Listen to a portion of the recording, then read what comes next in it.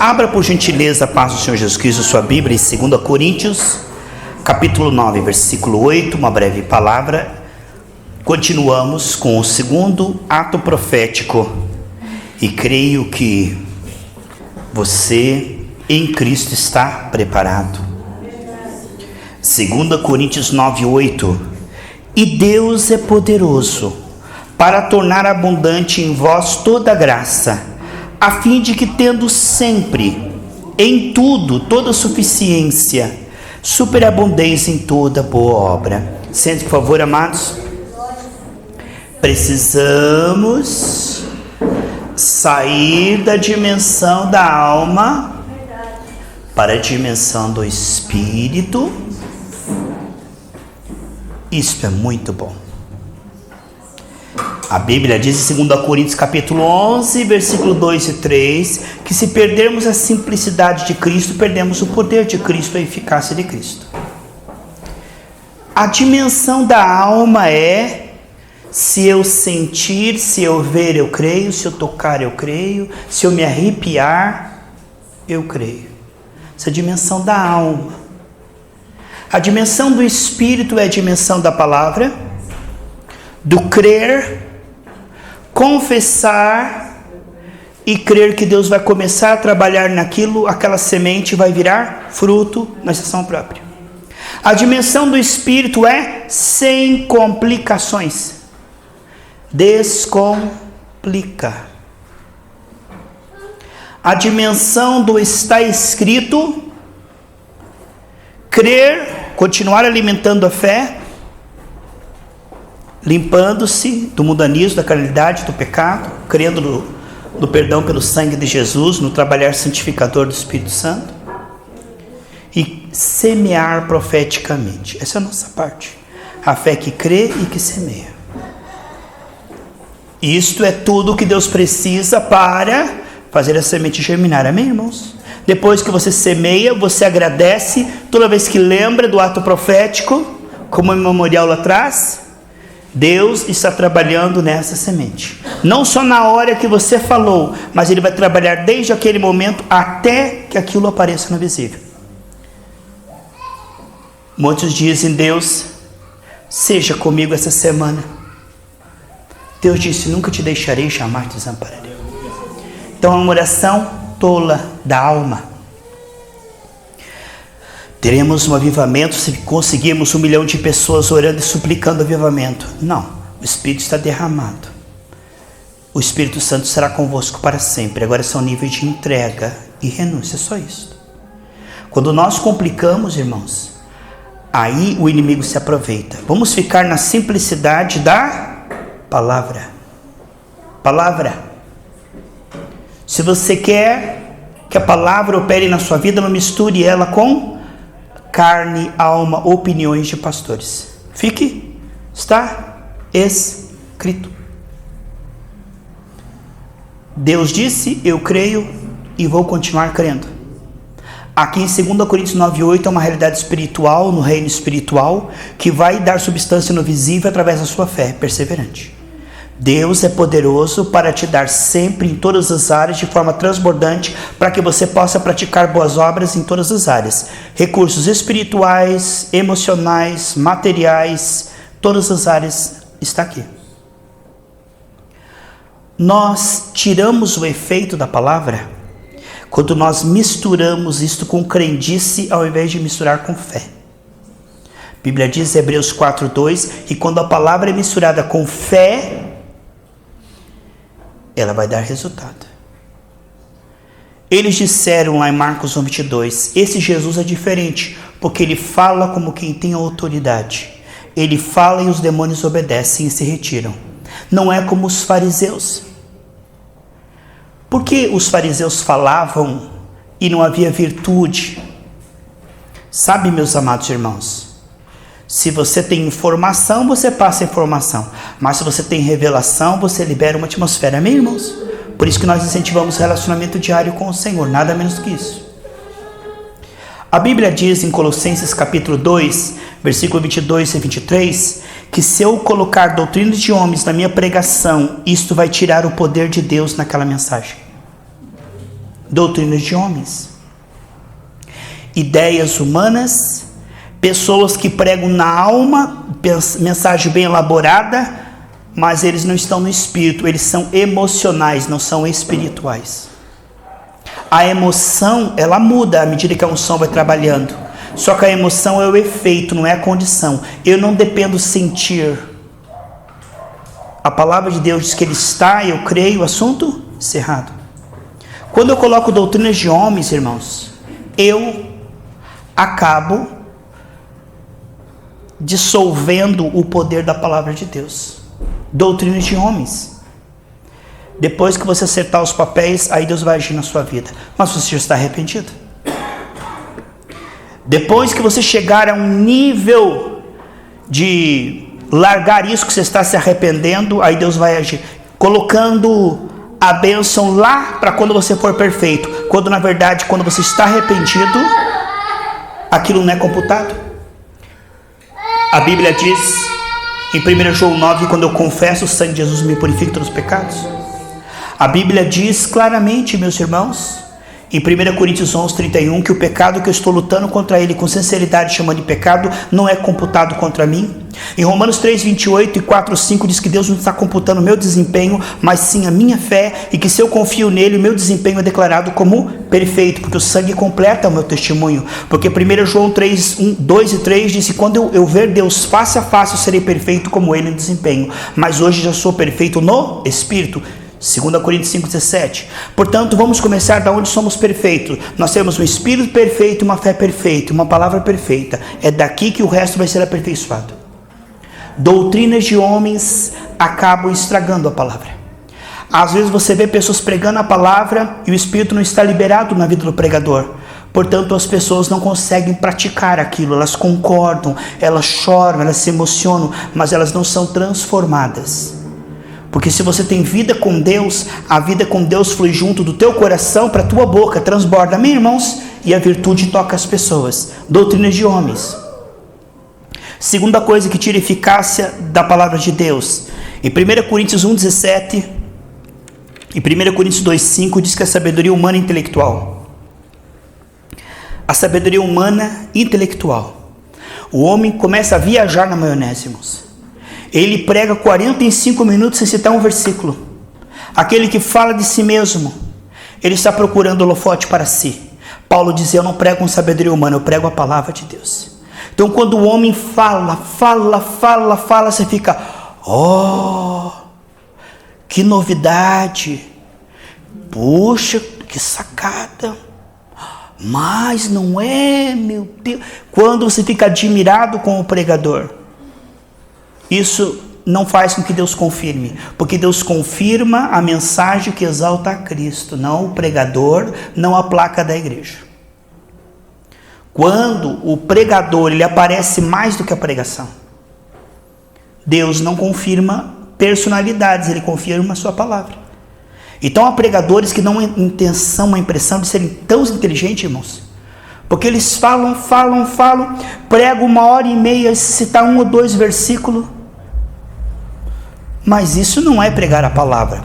Uns pregam experiência, outros pregam conhecimento, outros pregam o que eles passaram, não passaram, mas o Senhor nos chama nessa noite para pregar, está escrito. Amém, irmãos? Essa é a palavra que Pedro, Paulo e João pregavam e Deus confirmava. Terceira coisa que tira o poder da palavra de Deus na boca do pregador é colocar o povo debaixo da lei. Quando você coloca o povo debaixo da lei, Deus não confirma.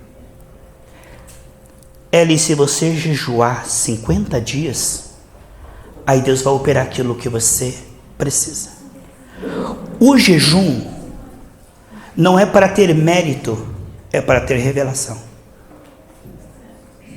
No meio pentecostal, vigílias, jejuns e orações é quase como está aumentando o cartão de crédito celestial, a pontuação celestial.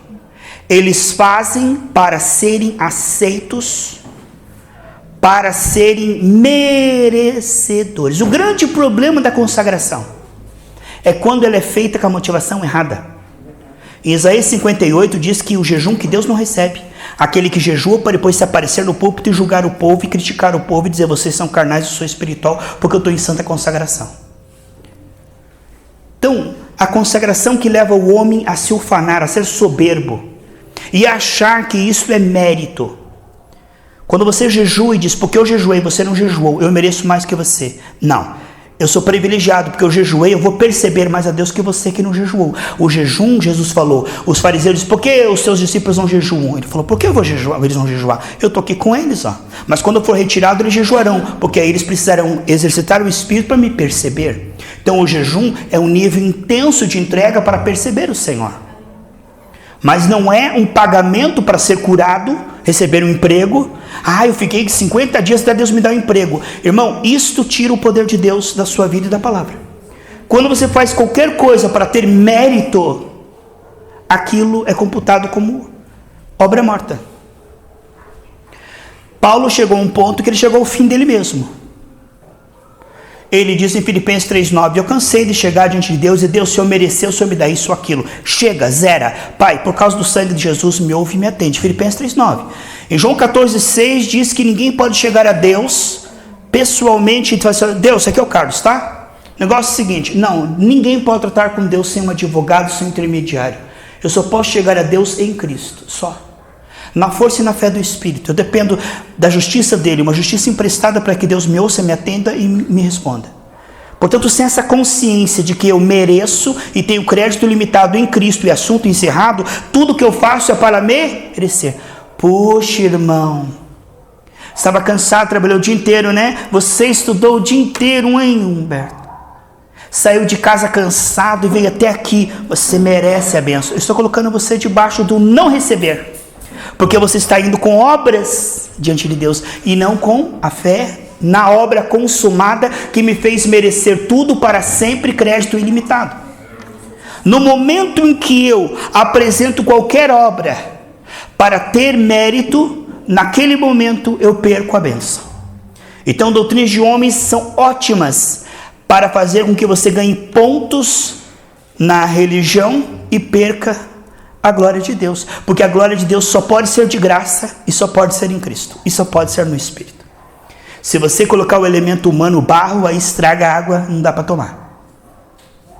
Muita gente fazendo a coisa certa com motivação errada. Deus, o Senhor viu que eu fui para a igreja, agora me cura. Deus, o Senhor viu que eu peguei meu último 10 e pus lá, agora me dá um emprego. Quando você faz uma boa obra e apresenta ela como sua, pessoal, não em Cristo, Deus não recebe nada que não for em Cristo, pelos méritos de Cristo. Você não pode acrescentar o está consumado. Se você tentar colocar obras para acrescentar as obras de Cristo, para receber algo, você está anulando o testamento para você. Foi isso que fez com que Israel fosse rejeitado. Romanos 9, 30 e 32. Eles tentaram entrar pela obediência, ao invés de dizer em Cristo já estamos aceitos. Não, em Cristo não estamos aceitos. Nós vamos ser aceitos pelo nosso bom comportamento. Foi isso. Então muitas vezes o bom comportamento nos impede de ser salvos e abençoados. Se eu começar a incentivar você a melhorar para Deus te amar, melhorar para Deus te curar, melhorar para Deus te dar isso e aquilo, eu estou tirando você de Cristo e colocando você debaixo da lei. Gálatas 3,10 diz que eu e você seremos amaldiçoados. Portanto, aquele que ainda não se vê em Cristo, salvo. 1 João 5, do 11 ao 13. Quem não se vê em Cristo, próspero, saudável, cheio do Espírito Santo, precisa de uma revelação do colírio da fé. Porque essas coisas não te serão dadas, já foram dadas. Já estão derramadas, acreditadas, e agora o Espírito está nos treinando a manifestar. 1 Coríntios 2, do 9 ao 12. Não é uma questão dele te dar, ele já deu, Efésios 1:3. É uma questão de agora o Espírito, através da unção, abrir os nossos olhos e nos levar ao quê? O que nós estamos fazendo aqui nessa noite. Manifestar o reino de Deus. Só isso. Porque ele está em nós. Mas está em nós e precisa estar nas circunstâncias.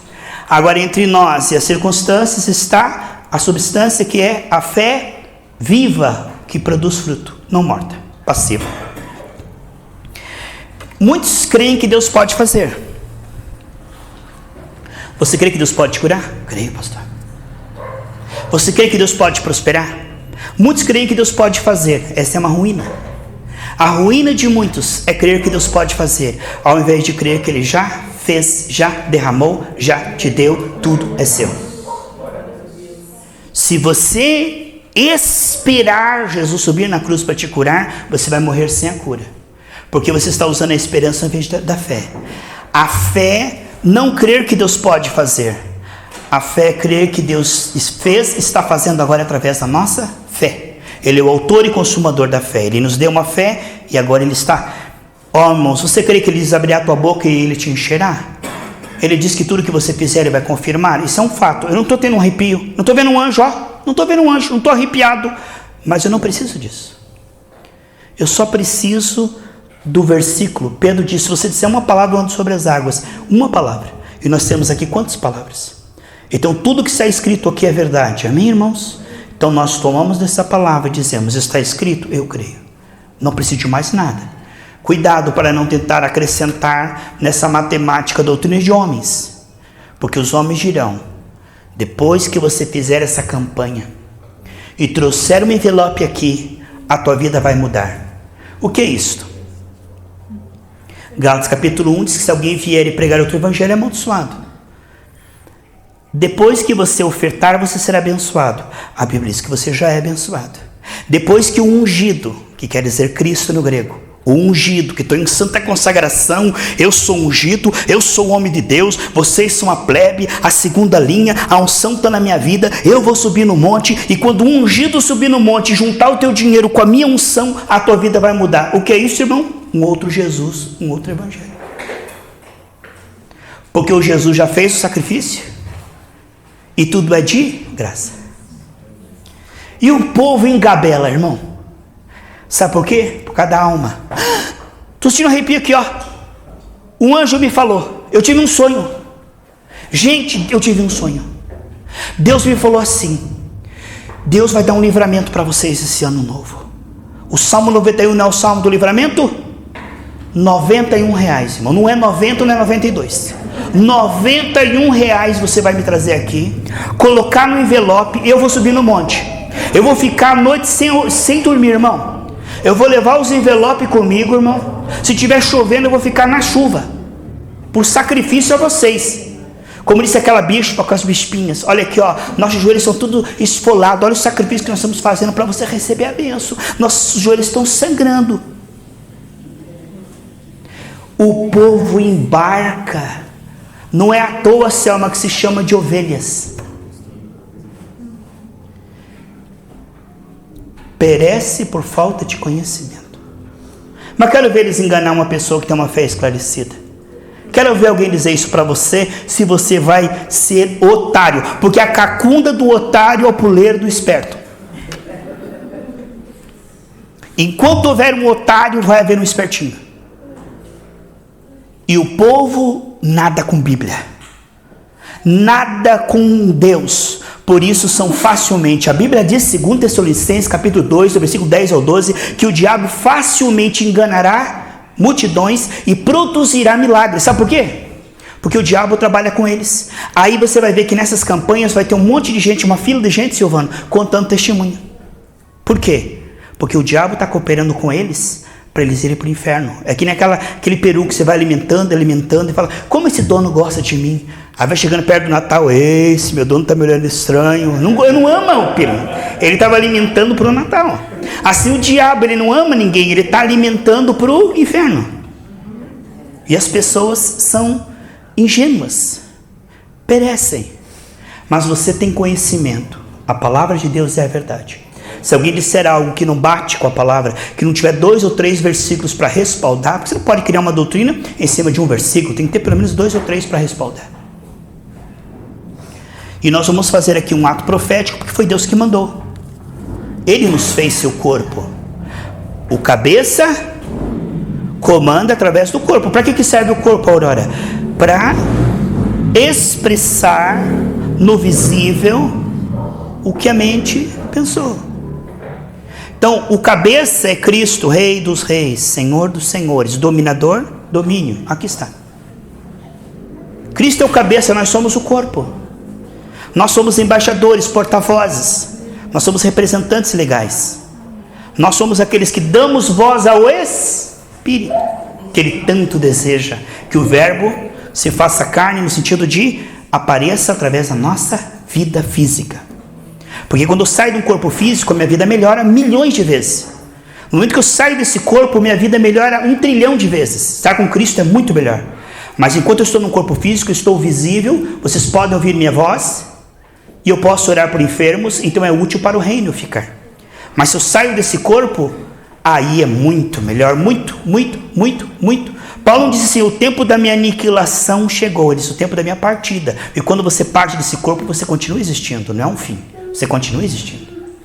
Só que quando você sai desse corpo, se você passar a mão assim, ó, pela pessoa, você atravessa ela, não consegue, porque sem um corpo físico, você não consegue tocar nas pessoas.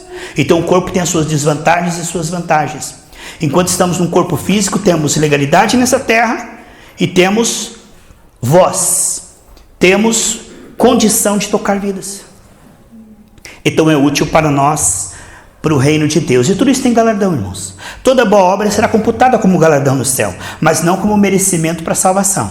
Nada pode ser acrescentado. Se você tentar colocar qualquer coisa para a salvação, você perde a salvação. Porque a salvação é um presente, está em Cristo, está consumado, assunto encerrado. Se alguém disser para você que você precisa de algo para receber algo de Cristo, ele está anulando a cruz de Cristo. Porque Cristo já pagou para que você mereça gratuitamente. Amém, irmãos? Nós vamos orar e fazer a nossa parte, que é trazer para o visível aquilo que nós recebemos. Pedro disse, o que eu recebi, isso também manifesto. Levanta e anda, amém? Para que nós recebemos? Para manifestar. Quando eu recebo, eu lucro. Mas quando eu manifesto, o reino lucra, as pessoas lucram. Portanto, o Senhor nos ungiu para quê? Com propósito. Ele nos ungiu com propósito de sermos canais proféticos, de nós produzirmos no visível aquilo que Jesus produziu no Calvário. Quem crer em mim fará as mesmas obras e fará maiores. Lá no Calvário ele produziu cura para todo mundo, amém, irmãos? Provisão, paz, dom, salvação, vitória na família, e isso está disponibilizado, e nós somos dispenseiros. 1 Coríntios capítulo 2, a nossa responsabilidade, Silvano, nós estamos entre a dispensa de Deus e um povo faminto, e o dispenseiro fiel é aquele que diz, tenho. Por que eu tenho? Porque a Bíblia diz que eu tenho. Eu ajo e falo como quem tenho, e manifesto o que tenho. Aqui está a perfeição. Qual que é a perfeição, Humberto? Cristo em nós, esperança da glória. Não há maior perfeição do que você ter o dom da cura, porque Deus disse que você tem, e você manifestar, sem sentir, sem arrepio, sem anjo, sem calafrio, sem tremedeira, sem virar os olhos, em nome de Jesus seja curado. Você crê, a pessoa a partir dali diz, Senhor, naquele ato profético, estou curado, não importa os sintomas, não importa mais nada, a pessoa começa a agradecer, mistura com a gratidão, Colossenses 4:2. Aí eu digo assim, Davi, Deus vai te dar um emprego que você vai ganhar 4 vezes mais. Ele não vai consultar a carne e o sangue, as emoções, a conta bancária, o patrão. Ele não vai viver pela alma. Porque se ele viver pela alma, diz assim, mas cadê? Que dele? Isso não vem primeiro no visível. Primeiro você crê e dá substância confessando. Esse confessar é um regar no Espírito, a água da palavra, na semente que Deus te deu. E você mantém firme, crendo e confessando, que diz Marcos 11, 23, 24, que se você crer no seu coração e não duvidar e disser, tudo que você disser será como você diz. Aqui está o aspecto profético. Há muita gente que crê, mas não semeia a semente, é uma fé morta. O dia que Deus quiser Ele vai fazer, se Deus quiser Ele vai fazer. Não é se Deus quiser Ele vai fazer, porque Ele fez, agora eu vou fazer. Porque existe uma questão muito profética. Em Deuteronômio 33, 27 diz, o Senhor destruiu o teu inimigo, agora vai lá e destrói-o. O que ele está dizendo? O ato profético é o quê? Amós 3:3, andarão 2 juntos se estiver de acordo? E que é um ato profético? Deus diz assim, eis que te dei Jericó. Aí Josué vai lá e olha assim, entre ele e o trajeto tem uma muralha que corre 2 cavalos lá em cima. Como que Deus me deu? Aí ele pega, passa o dedo assim, não esfarela, não tem nenhuma evidência de rachadura. Ele olha assim, não tem nenhuma rachadura. Aí Deus diz, eu te dei. Agora Josué vai crer e vai celebrar. Obrigado porque o Senhor me deu, obrigado porque o Senhor me deu. Esse povo está louco, deu nada. Porque a fé é loucura para os que se perdem. Josué não iria mais pedir. Já pensou ele rodeando? Ai Senhor, derruba esse Jericó. Eu já falei que derrubei. Não, Senhor, derrubou não. Olha, já está aí. Ai, Senhor, me ajuda, tem misericórdia. Eu preciso que esse Jericó caia. No terceiro dia, Deus diz assim, volta lá para o primeiro. Porque isso não é um ato profético. Um ato profético já está resolvido. Já está decidido, esclarecido, né? Estou curado, pronto. Você resolve, decide, dá o veredito, passa a régua. Quer uma coisa? Estou curado. Não é o meu corpo que vai dizer como eu estou, sou eu que vou dizer como o meu corpo tem que estar, porque o meu corpo é meu servo. Não é minha conta bancária se diz se eu sou próspero ou não sou próspero, sou eu que digo como é que a minha conta bancária deve estar, porque Deus me deu o domínio sobre tudo que se move, e dinheiro se move de lá para cá, lá para cá, para lá.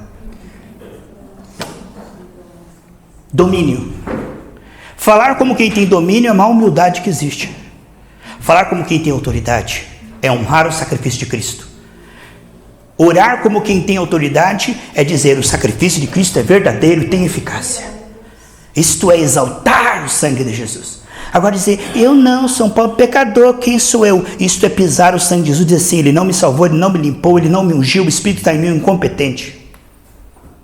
Portanto, a humildade é se levantar e dizer assim, eu posso manifestar o reino de Deus, porque não fui eu que escolhi ele. João 15,16, foi ele que me ungiu, me escolheu e me enviou.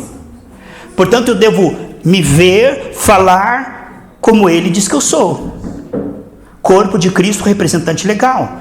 Autoridade máxima, voz de Deus nessa terra. Deus tem uma voz nessa terra, mas Deus é Espírito. Deus está falando na terra, mas você não consegue ouvir a voz dele, humanamente falando, sem alguém te ensinando, pregando. Porque se Deus estivesse falando no Espírito e todo mundo estivesse escutando, todo mundo estava salvo. Mas Deus fala através de pessoas.